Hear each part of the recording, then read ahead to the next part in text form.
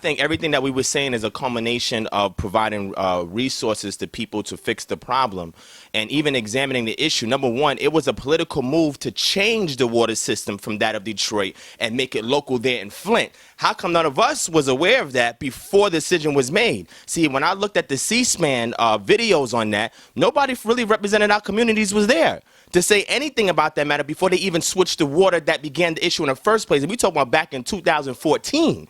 You understand what I'm saying? So this didn't just happen now a few months ago. This has been going on for a long time, but it got to a point of culmination where it started to become a natural disaster. The problem was the people were saying there, oh, you know, people was asking them, well, how come you guys ain't move out? You know what they said? They said that it's unlawful for us to sell a home that has a lead poisoning issue in the pipes. So they said, we are stuck with this problem and we can't go nowhere. So you don't think that that was by design to keep those people there to systematically destroy them?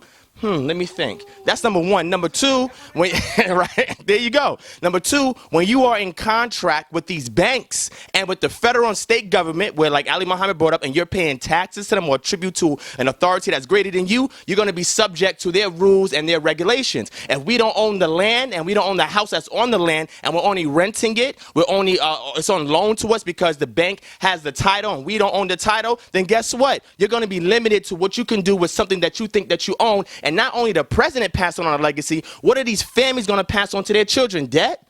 What are they going to pass on their children? Health problems? So what I'm saying is everything that they were saying right here is 100% true. But again, the political decisions have to be in our hands. We have to be mindful to see what they're doing in Congress because this was being voted on for months before they made this decision. And nobody from our community lobbied against it. Nobody from our community spoke out against Congress what was going on. We sat there quiet. We didn't say nothing. And now when it comes time when it becomes a natural disaster, now we're asking FEMA to get involved. Well, hold on. This is the same organization that was responsible for helping people with Hurricane Katrina.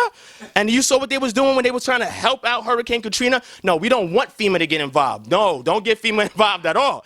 This is our problem, and we have to do something about it. And this is what is being said here on this panel. So, family, if you're about this, we need to ensure that not only we get somebody to give us a verbal proclamation that I'm on your side, but let's get contracts with people in our community to come together and say, yo, I'll sign this petition to say we're going to go there and get involved in the political status that's going on there in Michigan. Not just Flint. We're going to see this happen somewhere else. It's only a matter of time. Flint is the testing ground. They want to see how sensitive we are to addressing this issue. And if we don't take up a particular role and say, no, we're going to get intricately involved, we got millions of people on the list, and we get foreign nations involved. See, because we don't have equity in products or GDP that we can produce to get nations involved in our communities, this is why they now don't have our back. See, it's one thing to fight a big monster when you by yourself and you're the gnat and it's a giant. But when you can annoy other monsters to follow behind you to fight this giant, now you can bring it on the international scene. Now you have all the momentum that you need so that way they won't stop our moment, and that is that we're going to overcome the situation. It's only a matter of time. So I'm just saying this to try to rouse everybody up because this is a serious matter. And like Reggie said, we need to put aside our petty differences and deal with these problems right here and right now, because if not, it could be your town. If not, it could be your city.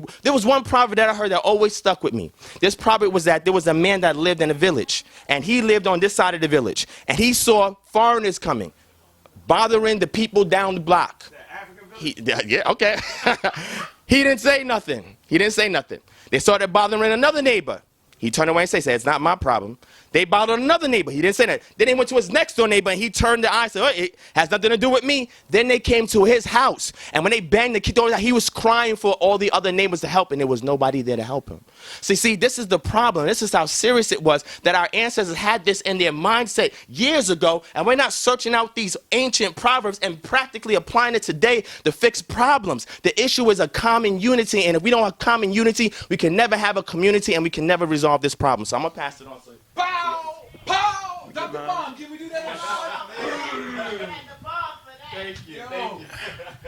Thank you. I'm so fired up and ready to dive out the window. I hate to say it, the brother's right, and it takes me. Yeah, why you hate to say it? It's a damn Hebrew. Let me stop. That's a joke, y'all. That's a joke.